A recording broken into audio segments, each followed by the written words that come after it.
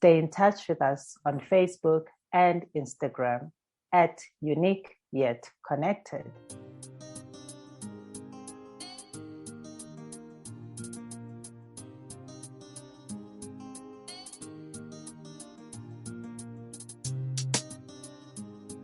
Hello, brilliant souls in and around the world. My name is Nolita Costa-Fenton. Welcome to the third episode of Younique Yet Connected, a podcast series where we share the wisdom of systemic and family constellation, as well as translating that wisdom into a practical language that anyone can easily understand.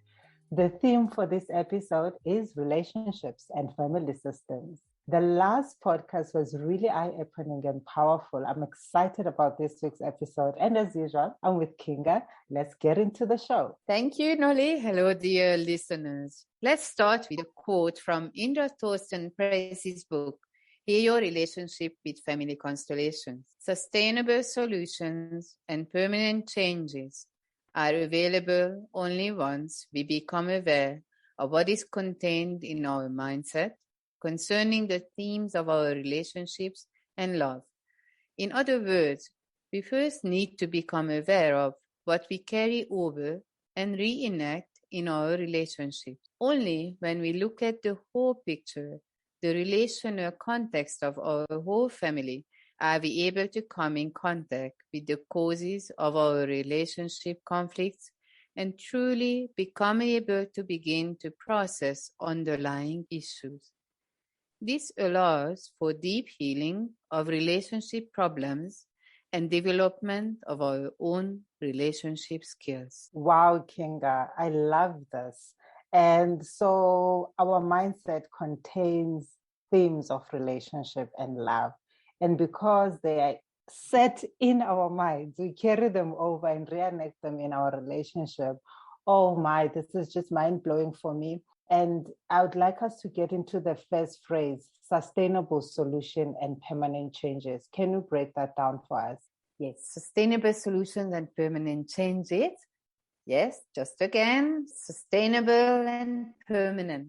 That sounds great, isn't it? And yes, it is possible to achieve this with the help of systemic family constellations.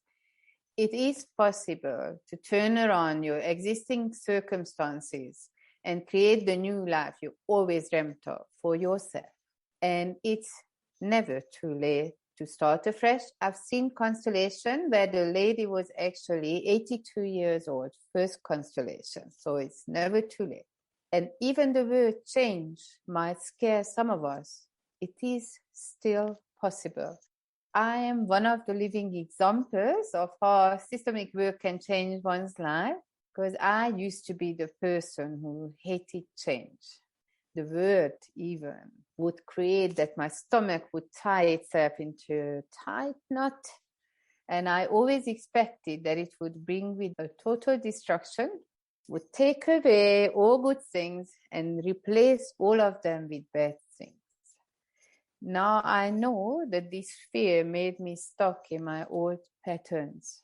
They were not good for me and I wasn't happy, but carrying on as before seemed safe. And safety was very important to me. And when I talk to my clients, it seems to be very important for a lot of them as well. Have you ever heard the phrase, better the devil you know? I would like to run a little workshop with you, dear listener, and also with Nolita as my client. And you can close your eyes or keep them open. It is entirely up to you, whatever makes you comfortable. And now we're going to take 30 seconds to think about this word, safety. I'm just going to say it again. Safety.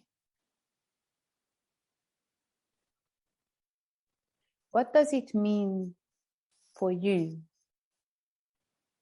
Safety.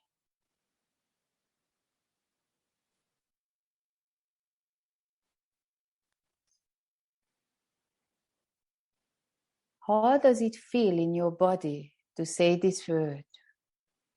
Safety. Just follow it in if you can. Safety.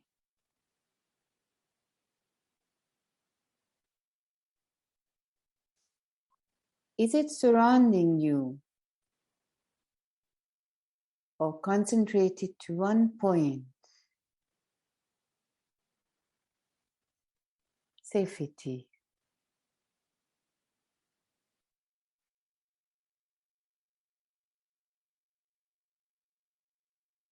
How much time do you spend worrying about yours or your family's safety? Just check in. How much time?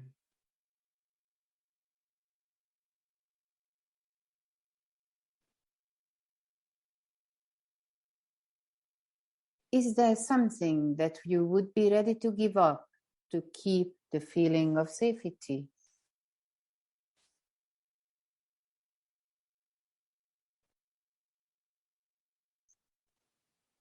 Is there a cost involved for keeping the safety?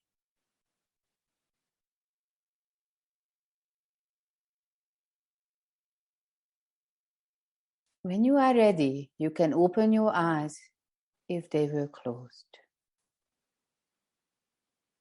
or they are closed. This was a deep workshop, and you might like to come back to it later to do it again and repeat it. So how was this exercise for you, Nolita? Would you be open to sharing your experience with us?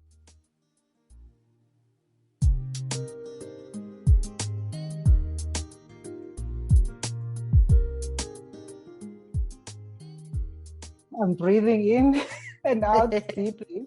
I think because I'm coming from a yoga class just now, so it just feels, like I associate the word with calmness, with peace. And you asked how much do we worry about our family members. I know safety. I know that I used to worry a lot in the past, but not so much anymore. Whenever I'm feeling a bit that something is uncomfortable, or I feel like they're in an unsafe place, or something is happening with them, I try pray and send some love and light, but what I know that happened to me relating to safety was I've stayed in a bad romantic relationship because it was safe than a new one. And like you were saying earlier on, better the devil you know. And after what I heard in this episode so far, I think I had a negative theme about relationship. And I also given up my success and growth because I felt safe in the shadows and standing out and being in the spotlight. I associate that coming with a lot of scrutiny, criticism. Even this podcast is my first action out of safety and comfort zone. This speaks to the next theme I carried in my mindset. Let's get deeper into the meaning of mindset in the context of the quote. So mindset, yeah, it is in the name. Our mind is set in its ways.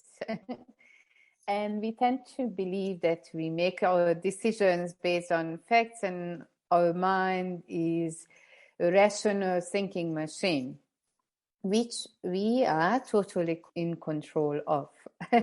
What if I would tell you that according to the Business Insider, people decide at least 8 things about you within seconds of meeting you? I mean, seconds. And it goes from your status, like social standing, to your intelligence level, but even goes into the level of deciding on your promiscuity, if you're promiscuous or you're not, in seconds. So that mind that decides this quickly doesn't sound too rational to me. How about you, Noli?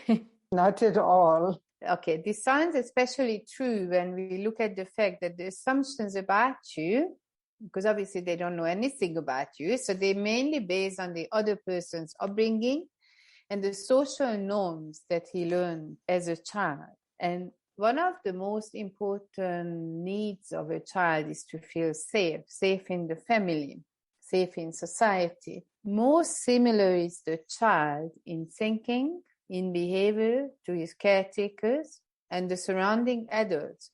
more he will be accepted. And our learning method in the first 7 years of our life is to soak up the information we receive, almost like a sponge. So we do not analyze, evaluate this information, and we learn by copying and mimicking the adults around us. And these unfiltered informations become the base of our belief systems.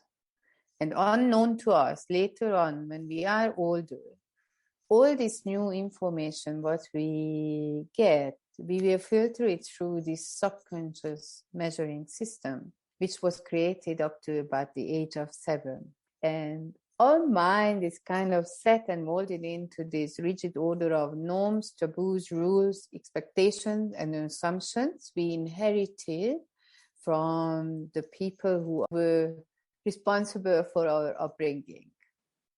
And actually our ideas about love and relationships are no different. There are patterns, you can catch them if you look carefully, carried over in the family. And you can recognize them, just look.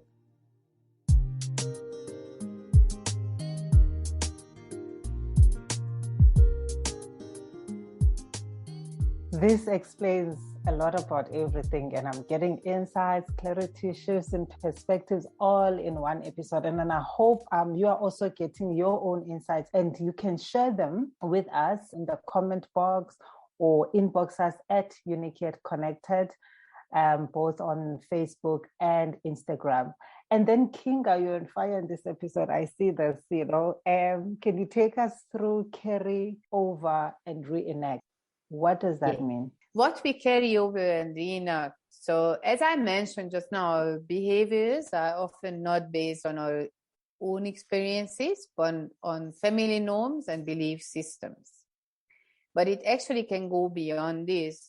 Generational traumas can be carried over from previous generations to later generations.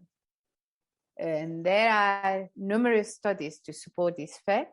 One good example would be the guilt carried over to descendants of Holocaust survivors. The descendants, like their parents and grandparents, suffer from nightmares, unexplainable guilt, fear, and sadness. For more info, if you would like to, you can read off Janet Jacobs' writing, The Holocaust Across Generation. Reenacting. By reenacting, it means that our need to belong and to be loved often lead us to create similar and unfortunately oppressive circumstances in our lives that our ancestors have experienced. And it has been well established by Canadian pedagogical researchers that children and adults from previously disadvantaged backgrounds tend to fail to finish their higher educational studies because of intergenerational trauma carried over from their parents. That would be that they don't believe that they deserve to get more than their parents and go further than their parents. Dear listener, you might be wondering, what are the telltale signs that you might be carrying burdens that don't belong to you? So possible signs are feeling stuck in life, self-sabotaging, and even to the level of suicidal thought. Unexplainable and out of proportion feelings like anger, sadness, guilt, and also being ashamed or the avoidance of these feelings. It is possible to also have physical signs like suffering from the same illness as our parents, grandparents, aunts and uncles. And when I say illness, we also mean mental illnesses like alcoholism, depression, and eating disorders. Physically, you can feel shoulder, neck pain, back pain, bent back, and even carpal tunnel syndrome can be a sign.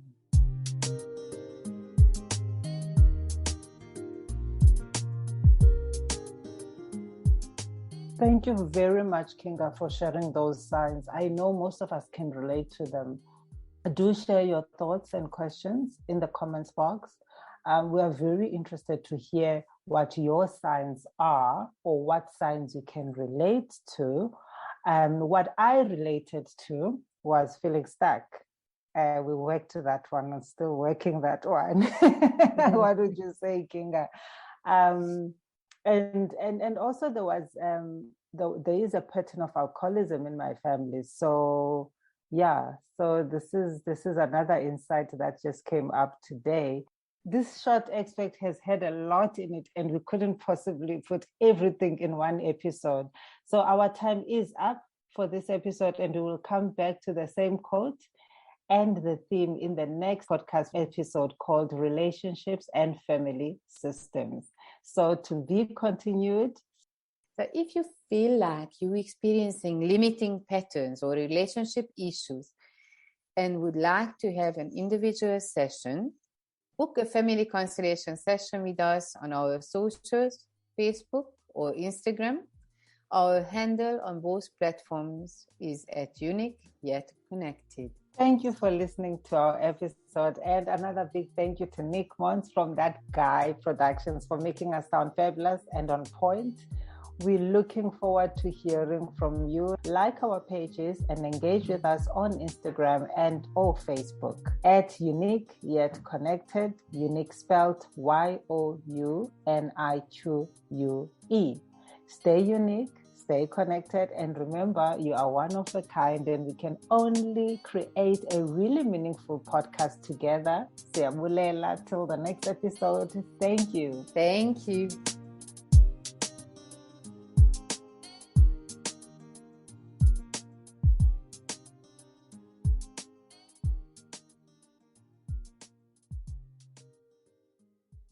Stay in touch with us on Facebook and Instagram at Younique Yet Connected.